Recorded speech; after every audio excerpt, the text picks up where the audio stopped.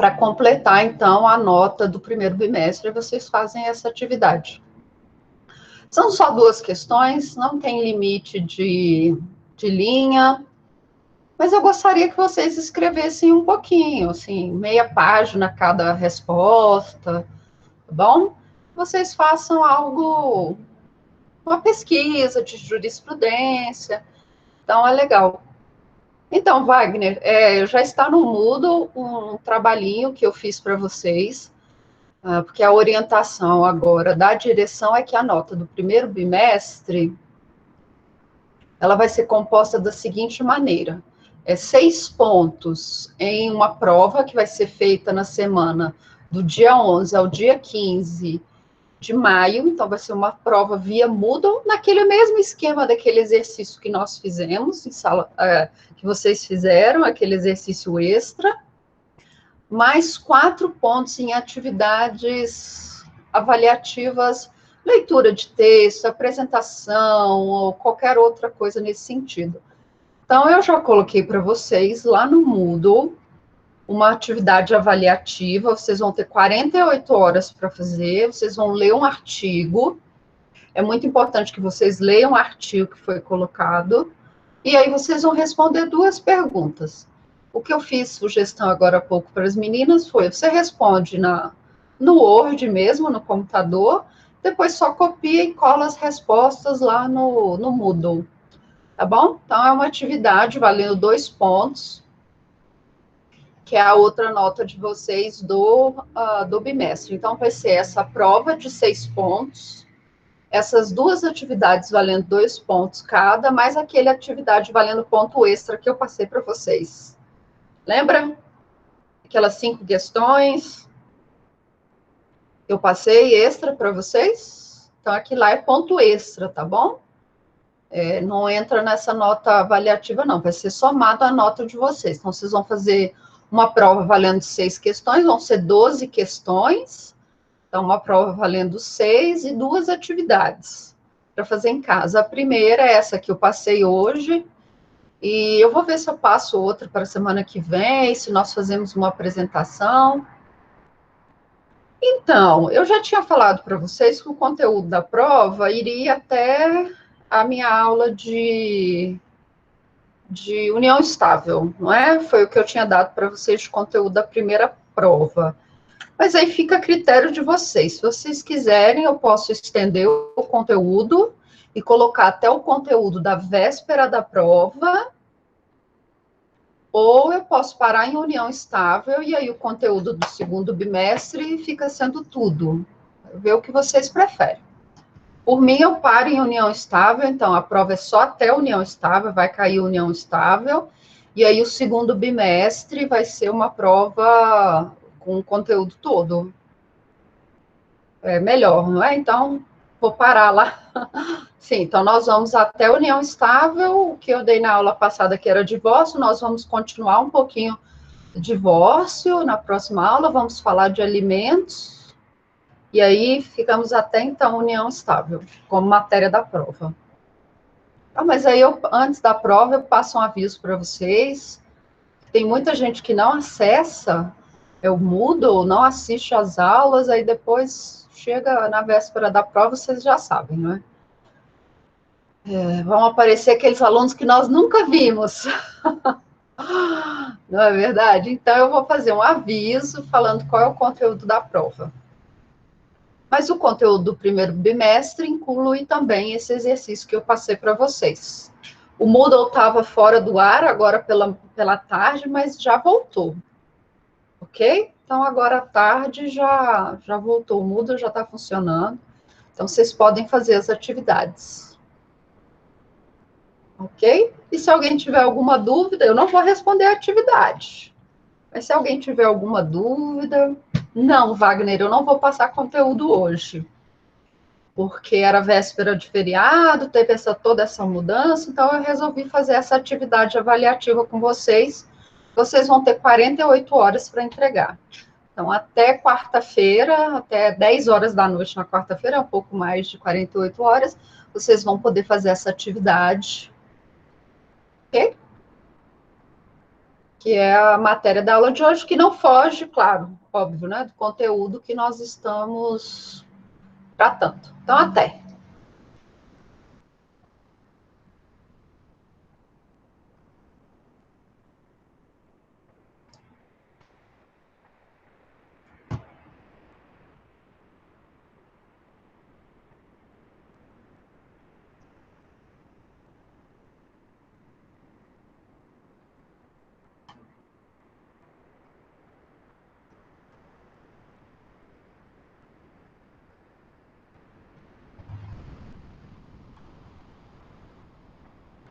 Sim, sim, pode falar, Deilza.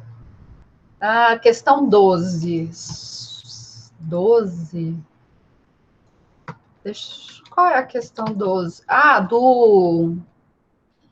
Sim, estou lembrando agora daquele questionário que eu passei para vocês, certo? Vamos lá, deixa eu abrir aqui o questionário.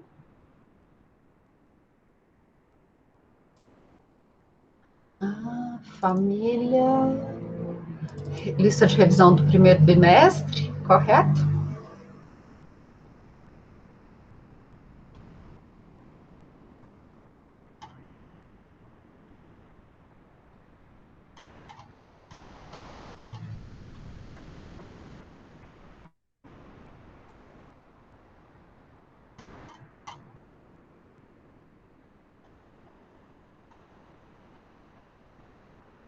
Ah,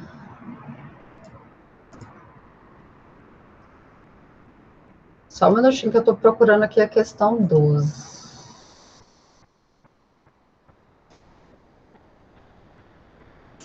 Sendo o casamento realizado sob regime de comunhão parcial de bens, entram na comunhão aqueles adquiridos na constância da sociedade conjugal apenas a título oneroso por ambos os cônjuges?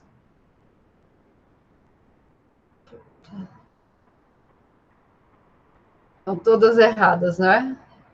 Você acha que as 4 estão todas erradas? Então vamos lá. Às vezes eu esqueci de colocar a questão certa. Isso pode acontecer. Só um minutinho, que eu vou ver aqui se eu esqueci de colocar a questão certa. Então vamos lá. Deixa eu disponibilizar aqui para todo mundo, que aí vocês conseguem ver qual que é a questão.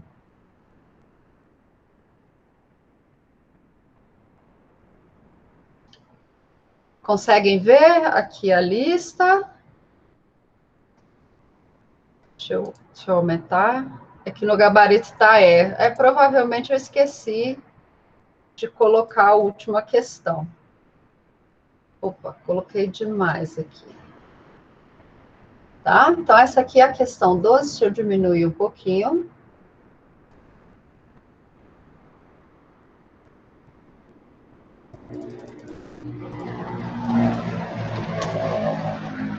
Vou colocar 150, melhorou. Os bens adquiridos na constância da sociedade conjugal apenas a título oneroso por ambos os cônjuges? Errado. Ah, já achei aqui qual que é o erro, ó. Aqui tinha que ter mudado, ó. Tá bom?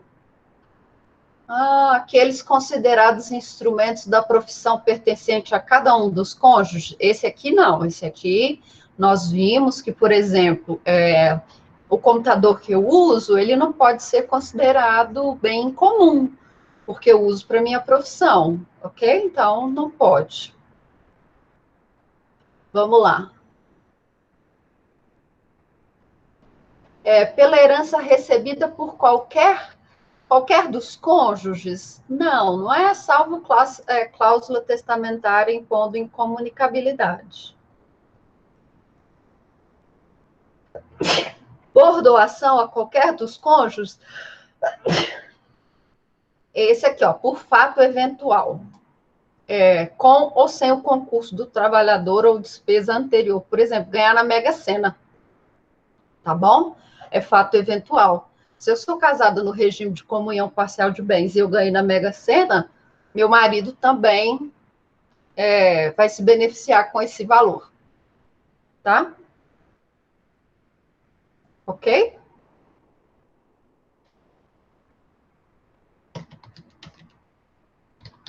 Alguma dúvida? É porque ali, quando eu mostrei para vocês, ó, aqui estava uma a mais que eu não tinha, na hora que eu copiei as perguntas, eu não dei o enter. E aí ficou com uma questão a menos. Peço desculpas. Ok? Aí a Lucilene me fez uma pergunta aqui. Professor, pessoas viúvas que não querem se casar para não perder a pensão, não, pode ter união estável? Pode. Não há qualquer impedimento para que as pessoas viúvas tenham união estável. Na verdade, elas até podem se casar. Elas não se casam exclusivamente porque essa pensão ela coloca lá como um fato que acabará com a pensão, o fato de a pessoa se casar novamente. Então, ali não é, a legislação não fala em ter uma nova união estável, mas em casamento. Então, formalizar aquele vínculo, que é um erro da legislação, porque a pessoa está em união estável, ela está praticamente casada. Mas só não tem as formalidades legais que nós já vimos. Tá bom? Então, é por isso que elas podem se casar sem problema nenhum. Tá bom?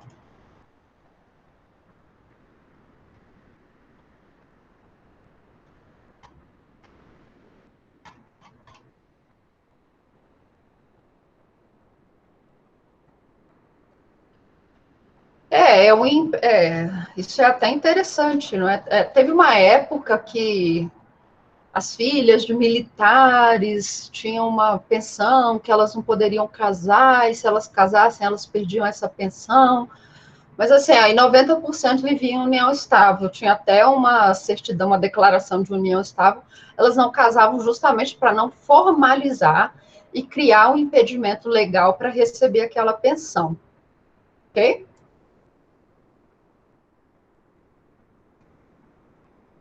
Por conta disso.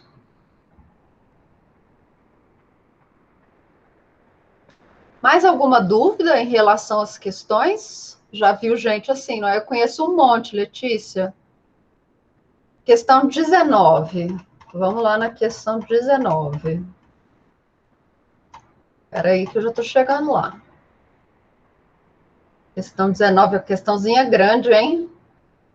Deixa eu diminuir aqui, começar a compartilhar aqui com vocês a tela.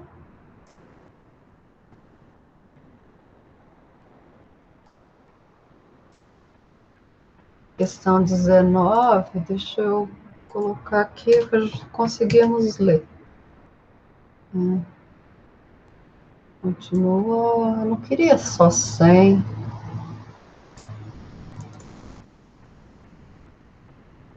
Vamos lá, 19, né? Acerca do regime de bens entre os cônjuges, assinale a alternativa correta.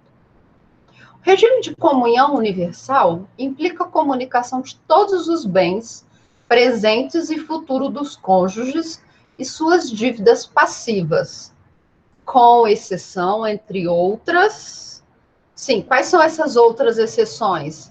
Bens pessoais, do trabalho da pessoa, tá? Roupa, com exceção dos bens doados ou herdados com cláusula de incomunicabilidade e os subrogados em seu lugar. Correto, tá bom? Correto, é a letra A. Tá? Os bens que são doados ou herdados com cláusula de incomunicabilidade, eles em momento algum, eles vão comunicar com a outra parte. O que são aqueles bens subrogados? Eu falei na aula passada que nós falaríamos disso novamente semestre que vem, quando nós formos falar de legado, de herança, que em caso a criança não tenha nascido ainda, os bens vão ficar em poder de um outro herdeiro até essa criança nascer. Lembra que eu falei isso para vocês? Esses bens não podem ser divididos, porque ainda não são bens do casal ainda, tá bom? Vamos ver o que está errado na D. É obrigatório o regime de separação de bens no casamento das pessoas que o contraírem com inobservância das cláusulas suspensivas da celebração do casamento. Sim, é obrigatório, é uma das regras. Da pessoa maior de 60 anos, são as pessoas acima de 60 anos. Não, isso são para as pessoas acima de 70 anos. 70, isso mesmo. O que acontece com as pessoas maiores de 60 anos? É no caso de união estável. Aí com as pessoas que têm uma união estável e elas têm... Olha, essa é uma questãozinha boa para pôr na prova. As pessoas têm mais de 60 anos e elas entram numa união estável, aí vai valer essa regra que para essas pessoas maiores de 60 anos na união estável vai valer a regra do regime de bens da separação obrigatória, tá? Então, 60 anos é para união estável. Se for casamento, é 70 anos, ok? Foi ali que você leu errado mesmo. 60 anos. Quem lê rápido, lê 70. Lê 70 anos. Mas é 60. Ok? Aí a E tá totalmente errada, né? Quando ela fala assim, no regime de comunhão parcial de bens, comunicam-se os bens que sobrevierem ao casal na constância do casamento? Sim, né? Até aí sim, denominados bens aquestos, certo? Sem qualquer exceção? Não, não. Temos um monte de exceções, não é verdade? Na verdade, nós temos mais exceções do que situações em que os bens se comunicam. Então, é algo mais difícil de se prever. Eu disse para vocês que eu ia tirar algumas questões da prova daqui, não é? Eu falei isso, não foi? Eu vou tirar algumas questões da prova aqui desse questionário que eu passei para vocês. E vou incluir união estável também na prova. Aqui também tem união estável, né, dos exercícios. Eu vou passar alguns daqui e o restante vou bolar da minha cabeça. Estudem, estudem. E eu vou colocar justamente aquilo que eu não falei em sala de aula.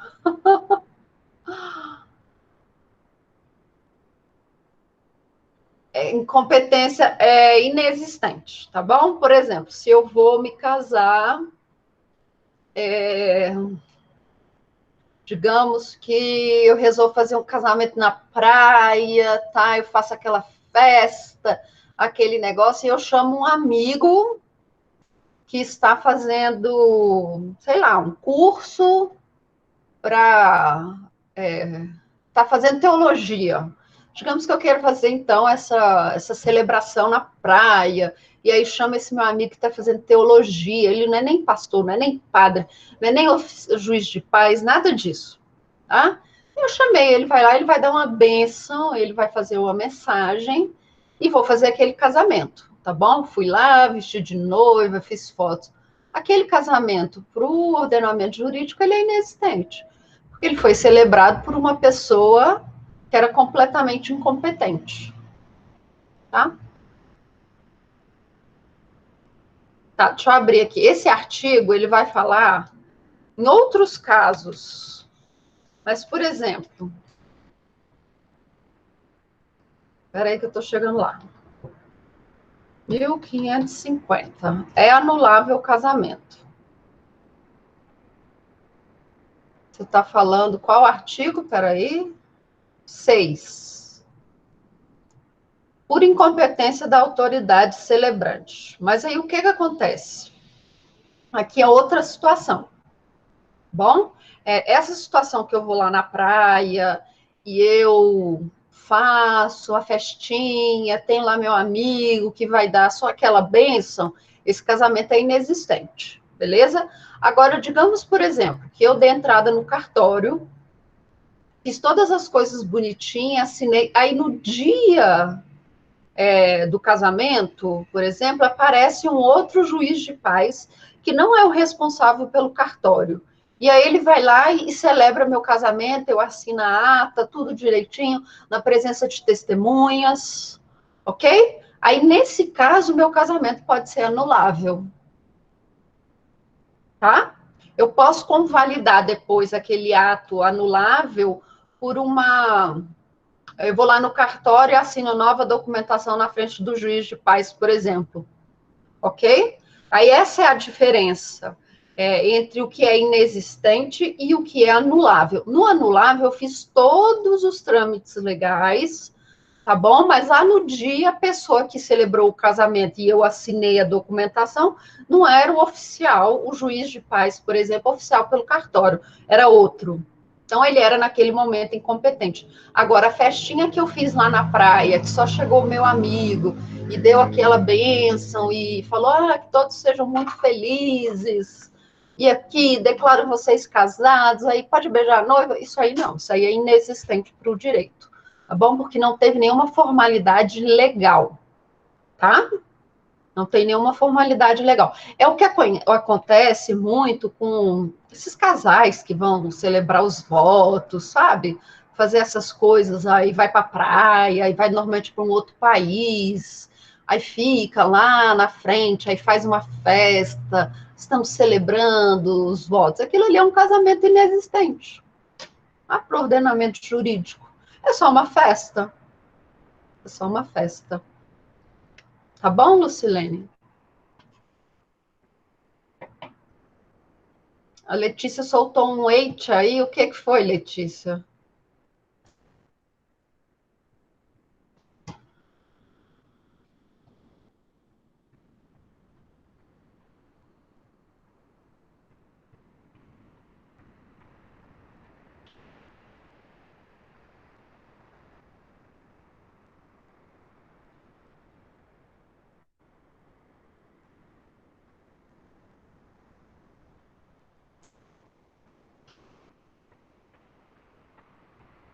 É verdade, nós temos as questões da última aula.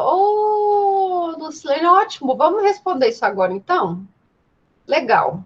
Deixa eu interromper aqui. Não salvar. Ótimo, vamos responder. Tinha esquecido dessas questões. Aulas online aqui. Falamos de divórcio, não foi?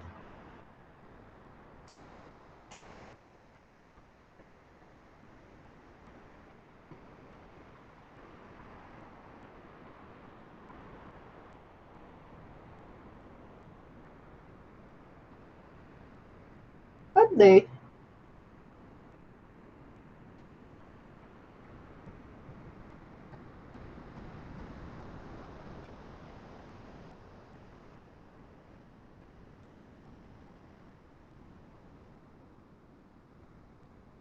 Cadê a minha lista de exercícios? Deixa eu ver se está aqui.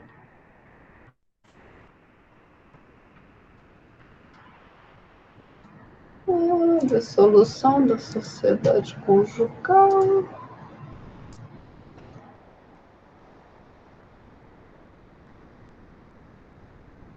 Família de divórcio.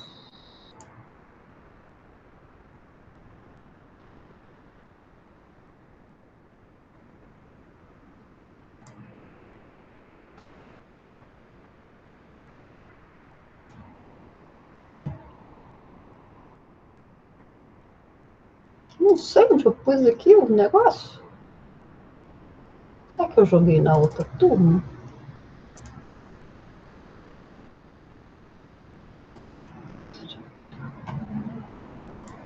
Eu tô achando que eu salvei em outra. Salvei uma por cima.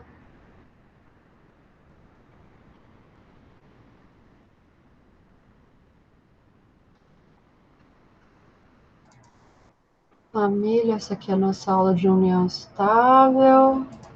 Regime de bens. União estável.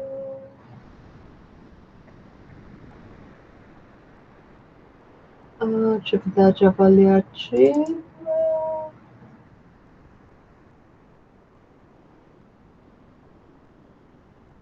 Família. Papai, mamãe. Aí eu acho que eu salvei alguma coisa em cima, porque ficou aqui. Eu vou pegar os slides lá no Moodle, porque eu achei que tivesse aqui, mas eu salvei por cima. Vacilo, gente.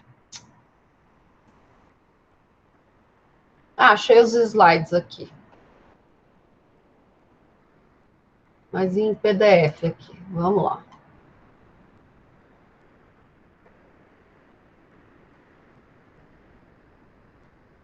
Deixa eu colocar aqui para vocês.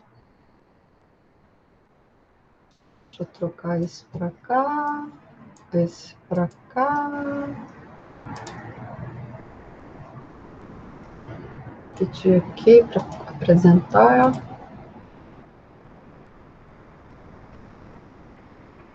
Apareceu aí para vocês? Apareceu? Sim, ótimo. E aí, dou um minutinho para vocês responderem? Sim? Então, vamos lá.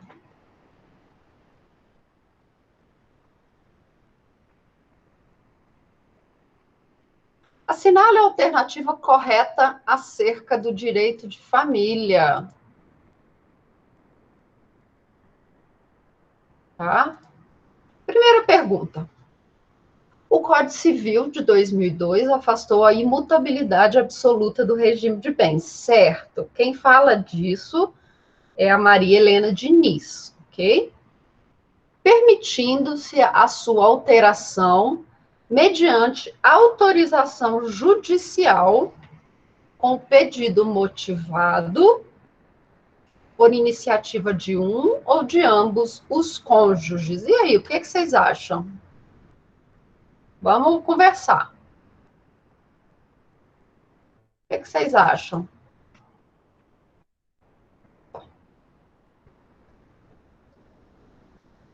Opa, caiu aqui.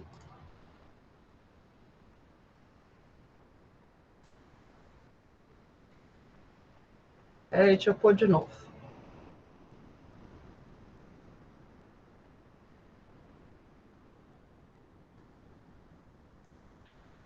O pedido não pode, isso nós já sabemos, né? O pedido não pode atrapalhar nenhum dos nubentes, ok? Então, por exemplo, se eu faço um pedido, de alteração do meu regime de bens, tá? Se eu peço a alteração do meu regime de bens, essa alteração do meu regime de bens, ela não pode prejudicar o meu parceiro, certo? Tá bom? Mas a iniciativa, ela vai ser de um ou de ambos os cônjuges? O que vocês acham? Essa alternativa, esse pedido judicial, ele vai ser feito por um ou por ambos os cônjuges? Tem que ser por ambos os cônjuges, tá bom? Isso aqui é um dos casos de jurisdição voluntária, ok? Então, os cônjuges, eles devem assinar um pedido para alterar o regime de bens. Então, precisa ser por iniciativa de ambos os cônjuges, ok? Então, a letra A está errada. Após a inovação introduzida pela Emenda Constitucional 66, que é a emenda do divórcio, não mais subsiste qualquer causa justificativa ou prazo para o divórcio, que pode ser a qualquer tempo, pedido judicialmente ou celebrado consensual e extrajudicialmente, mediante escritura pública nos termos legais, sendo imprescindível a assistência de advogado ou de defensor público. E aí?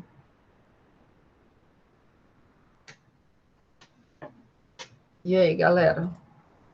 O advogado, ele não é essencial à justiça? Ele não é essencial à justiça? E aí, galera, o que vocês acham? Sim, ele é essencial à justiça. E se um casal decide fazer um divórcio amigável, mas não tem condições de arcar com as custas de um advogado, ele tem que recorrer a quem? A Defensoria Pública, tá bom? Então, exatamente, a DP, a Defensoria Pública. Então, a emenda constitucional, ela acabou a ideia de causa, né, quem deu causa ao fim do casamento. Justificativa não tem prazo para o divórcio, nós já vimos, então, que é qualquer data, tá? Se hoje quiser se separar, já pode se separar, não precisa mais aguardar aquele prazo que nós tínhamos, né, aquele prazo de 2 anos da separação judicial, tá bom? Ele pode ser feito judicialmente, seja litigioso ou consensual, e se for consensual, extrajudicialmente, vai ser meio de escritura pública, de um lado tendo o advogado ou a defensoria pública, beleza? Então, a B está correta. Vamos ver o que está errado nas outras? A lei civil, além de definir o que é guarda compartilhada e guarda unilateral, dá preferência a essa última? Não. O novo Código Civil e o novo posicionamento hoje da jurisprudência e da doutrina é pela guarda compartilhada. Guarda unilateral é exceção, tá bom? E aí nós vamos ver que guarda não tem nada a ver com pensão alimentícia, tá? Beleza? Então, não tem essa que dá preferência para guarda unilateral, que será aplicada pelo juiz em favor da mãe. Não necessariamente, tá bom? Então, também não tem essa de que a guarda vai ser aplicada em favor da mãe. Tá? Vamos lá, o dever de prestar alimentos é recíproco. Nós vamos ver que um dos elementos, né, da prestação de alimentos é a reciprocidade entre pais e filhos e extensivo a todos os ascendentes, ou seja, quem está na linha acima, não é? Com preferência ao mais próximo em grau, sim. Então, o pai vai pedir sempre para o filho, o avô vai pedir sempre para o pai, o bisavô vai pedir sempre para o avô, ok? Na falta deste, cabe aos descendentes, guardada a ordem de sucessão, não havendo previsão legal para imposição dessa obrigação aos colaterais em qualquer grau. Errado, tá? Errado. Aqui também não está... eu falei para vocês com relação à pessoa mais velha, não é que ela pode escolher, observada, né, a ordem, ela pode escolher para quem que ela vai pedir os alimentos. Então, por exemplo, se o meu avô está precisando de alimentos, ele pode pedir para os meus pais ou para os meus tios, certo? Aí, para os meus tios ou para o meu pai, ele pode escolher para quem que ele quer ajuizar essa ação de alimentos, ok? Então, ele vai atrás daquele que está mais próximo ou aquele que tem mais dinheiro. E aí, esse que pagar alimentos vai poder cobrar dos outros, porque essa é uma dívida solidária, tá? Então, não tem isso, não. E a letra E... Não, Letícia, nós ainda não estudamos guarda, essa é matéria agora para o segundo bimestre, ok? Nós vamos falar de alimentos, guarda, vamos falar mais de tutela e curatela. Deixa eu ver o que mais aqui no nosso plano de ensino. Guarda. Falta pouco agora. Já falamos de solução de casamento, agora nós vamos falar de um pouquinho de adoção, tá? Um pouquinho de adoção, vamos falar de alimentos, vamos falar de guarda, vamos falar de bens de família. E aí acabou a disciplina. Vai dar tempo de ver tudo, tá? Não se preocupa, não. Mas ainda não estudamos guarda, tá? Calma. Estamos por parte. Chegamos agora no divórcio. Aí sim, ó. Agora nós vamos falar da guarda, ok? Tem todo um processo. E a letra E, a prática dos atos de alienação parental ou de qualquer conduta que dificulte a convivência de criança ou adolescente com genitor pode dar ensejo à aplicação de sanções pelo juiz, prevista na Lei 12.318, dos quais são exemplos a advertência e a multa ao alienador, a alteração da guarda para guarda compartilhada. Se ele já tem a guarda compartilhada e ele faz a alienação parental, vocês acham que vai mudar de guarda unilateral para guarda compartilhada? Não, tá bom? ou a sua inversão, a suspensão da autoridade parental e a perda do poder familiar. Tá? Então, cuidado com esse tipo de pegadinha aí. Tá? Deixa eu ver aqui. A Lei 2.318 de 2000, tá? Dispõe sobre a alienação parental e altera o artigo 236 da Lei 8.069. Eu vou mandar aqui o link para vocês, o que é a Lei de Alienação Parental. Ok?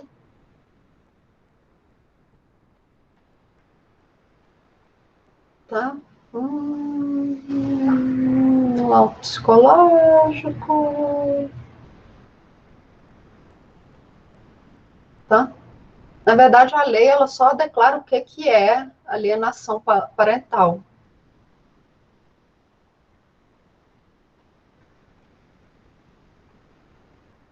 Então, fala o seguinte das sanções. Vou copiar aqui as sanções para vocês. Ó, acabei de colocar aí, ó. Caracterizados atos típicos de alienação parental ou qualquer conduta que dificulte a convivência da criança ou adolescente com o genitor, em ação autônoma ou incidental, o juiz poderá, cumulativamente ou não, sem prejuízo da decorrente responsabilidade civil ou criminal e da ampla utilização de instrumentos processuais aptos a inibir ou atenuar seus efeitos segundo a gravidade do caso, declarar a ocorrência de alienação parental e advertir o alienador. Espera aí que não veio o resto.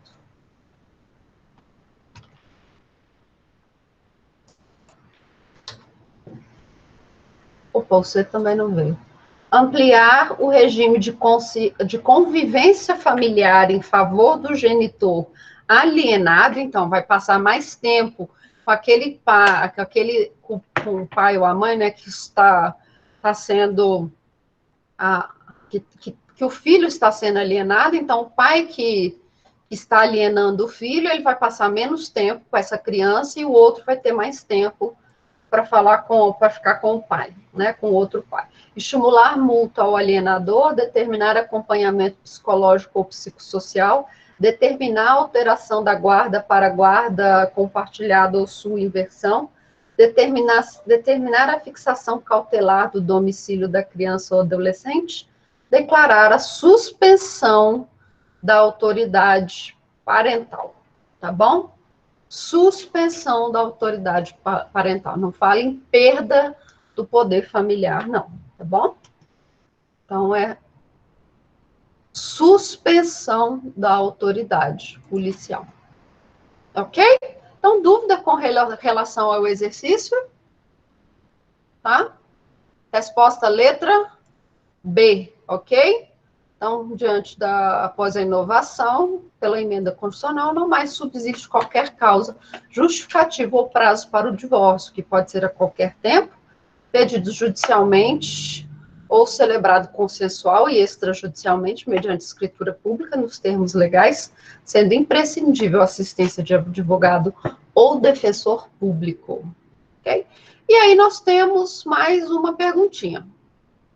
Essa é muito fácil.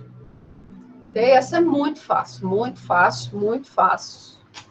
Titular de cartórios, tá bom? Do Piauí. As escrituras de divórcio consensual são sigilosas? O que vocês acham? São sigilosas? Nós podemos falar em sigilo? Não, são públicas. Tá bom? São públicas. Essa B é boa. As funções de procurador e advogado das partes podem ser cumuladas por uma mesma pessoa? E aí? Pode ser cumulada por uma mesma pessoa?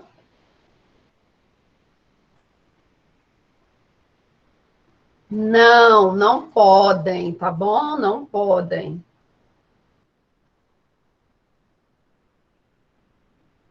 Por ocasião da lavratura da escritura pública de divórcio consensual, as partes devem partilhar os bens e estabelecer valores de pensão alimentícia? Vocês acham que eles já são obrigatórios a partilhar os bens? Não, tá? No divórcio consensual, nós podemos fazer um mero divórcio consensual simples, ou seja, em que as partes elas vão apenas se separar, tá bom? Só separar, né? Como eu disse para vocês, é um termo muito comum que nós usamos. Eles vão se divorciar, eles vão decretar o divórcio, e aí, num processo judicial, por exemplo, eles podem discutir bens e pensão alimentícia, ok? Então, não, eles não devem, eles podem, tá? Quando na partilha houver transmissão de propriedade do patrimônio individual de um cônjuge ao outro, deverá ser comprovado o recolhimento do tributo devido sobre a fração transferida. E aí? Vamos para E. Para a lavratura da escritura pública de divórcio consensual perante o tabelião de notas, é necessário o comparecimento pessoal das partes? Não, é possível divórcio por procuração, desde que o procurador e o advogado não sejam a mesma pessoa, tá? E a letra D, sim, quando houver transmissão de propriedade do patrimônio individual de um cônjuge ao outro, deverá ser comprovado o recolhimento do tributo, ok? Então, você faz o recolhimento do tributo, leva a comprovação, e aí, sim, tá tudo certo com relação a esse seu divórcio. Beleza? Ok? Então, resposta, letra D. D de dado. Dúvidas com relação às nossas questõezinhas sobre divórcio? Essas estão fáceis, não estão? Essas aí eu posso colocar na prova, não posso? Posso, porque elas estão bem fáceis. Deve, essas estão bem fáceis, não tem problema nenhum. Tá? Não, não é difícil, divórcio não é difícil, mas eu sempre choro. Já disse para vocês, eu sempre choro. Mais alguma dúvida? Sempre choro, não tem jeito. Não choro em casamento, mas choro em divórcio. Alguma dúvida? Mais alguma dúvida? E aí, todos vocês em casa? Todos vocês de quarentena, cuidando da saúde?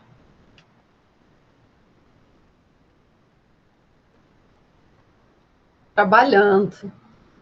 Então, cuidado, Ludmila, muito cuidado. Saia de máscara, tá? De máscara. Lave bem as mãos, sempre evite colocar a mão no rosto.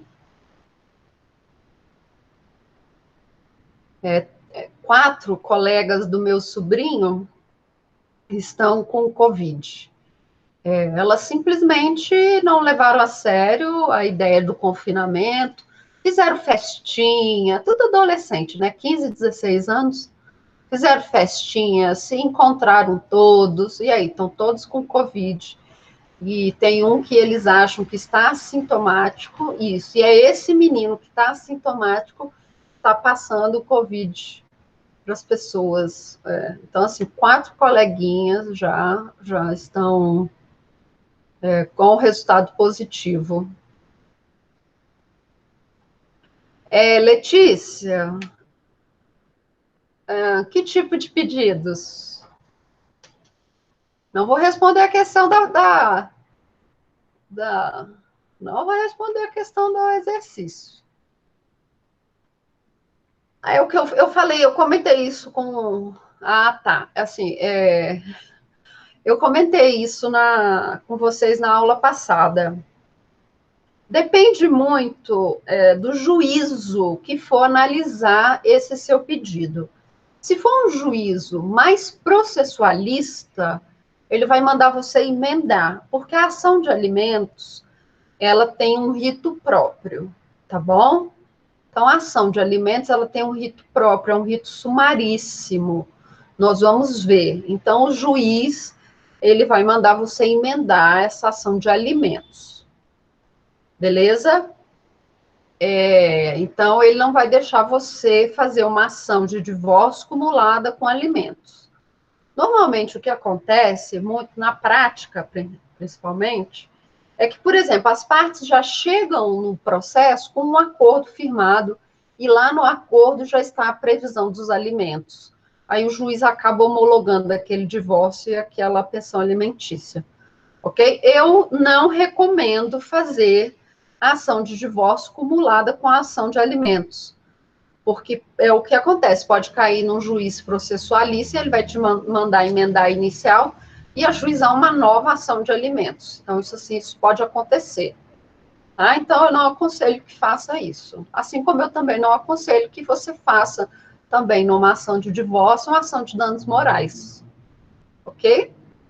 Divórcio, você vai separar os bens, então você vai falar da partilha de bens, você vai falar do nome da pessoa, e vai pedir a decretação da extinção do vínculo, a dissolução do vínculo conjugal, tá? Aí o termo correto é dissolução do vínculo conjugal. Bom?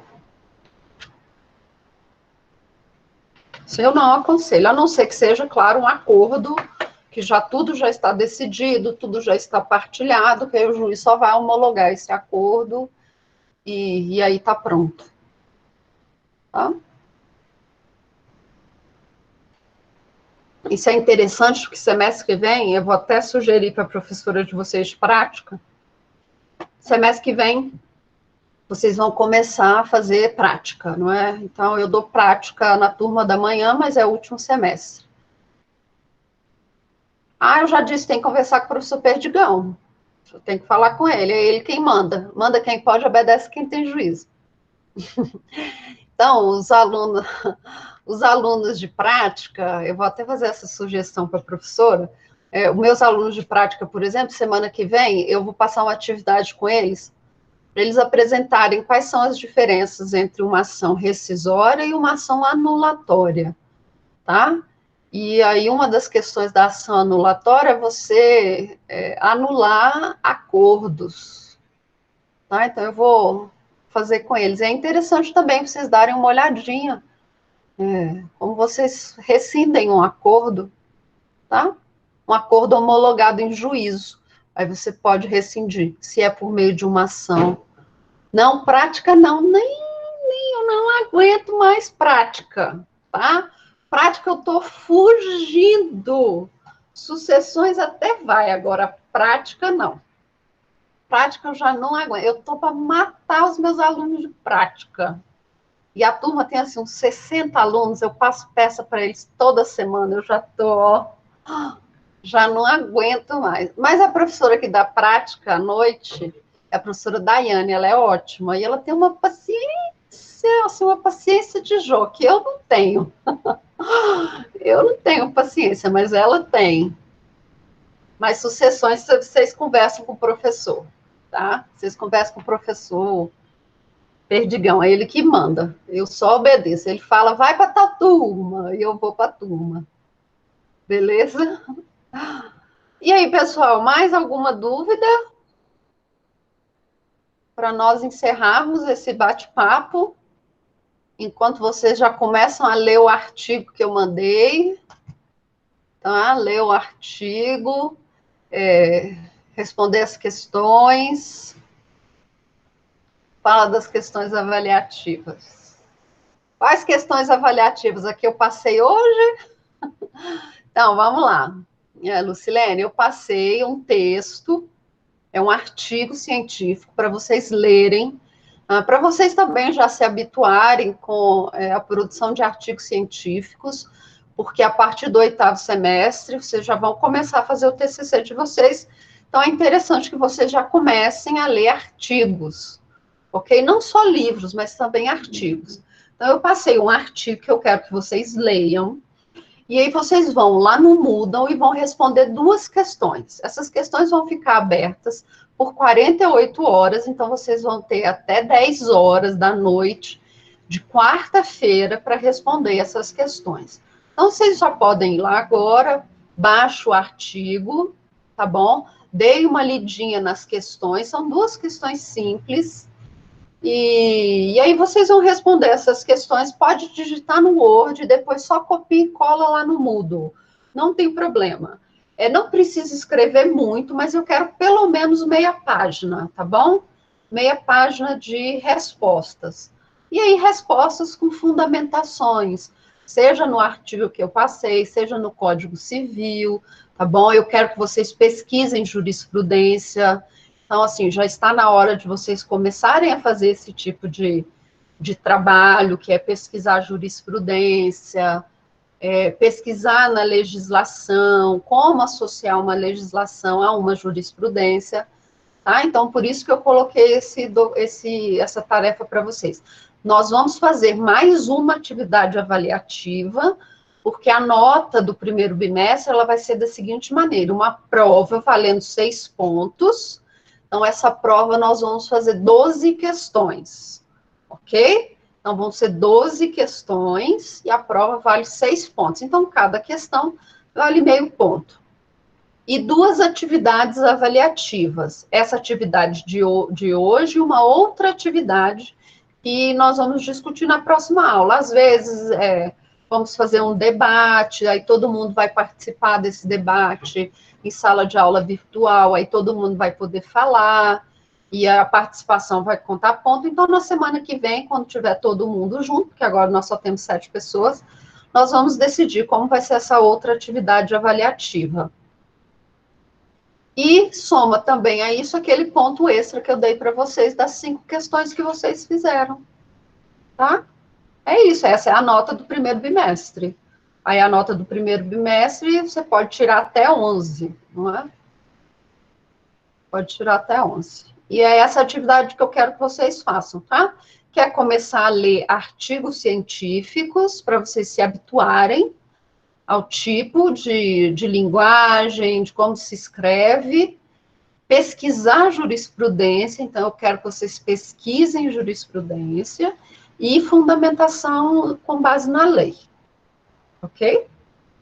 Vale 2 pontos, 1 ponto para cada questão. Então, quero que vocês façam pelo menos meia página de texto, tá? E é um assunto que nós tratamos em sala de aula virtual, então, quem assistiu às aulas vai ler e já vai achar fácil.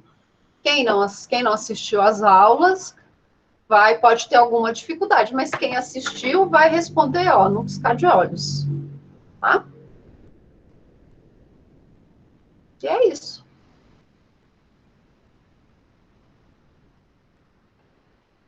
Ok? Certo. E no mais, estou aqui para responder alguma questão, tá? O representante de turma passou para vocês aquelas novas diretrizes da direção, das datas de provas. Sim, não é? Quando nós teremos prova no segundo bimestre, que as provas vão ser lá no meio de julho. Falou também, não foi? Sim, ótimo. Então, tá todo mundo sabendo. Deixa eu ver até que dia aqui que é a prova do segundo bimestre. 6 a 10 de julho. E a substitutiva, gente, 20 a 29 de julho. Quem ficar para a prova substitutiva já está reprovado, hein? Já avisa isso para todo mundo. 20 a 29 de julho.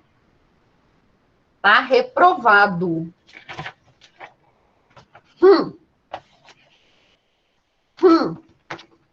Quero só ver, hein? Sim, pode avisar. A professora falou em sala que quem ficar para a prova substitutiva, dia 20 de julho, já está reprovado. 20 de julho eu quero estar na praia. Espera aí que eu tenho que parar agora esse vídeo. Espera aí.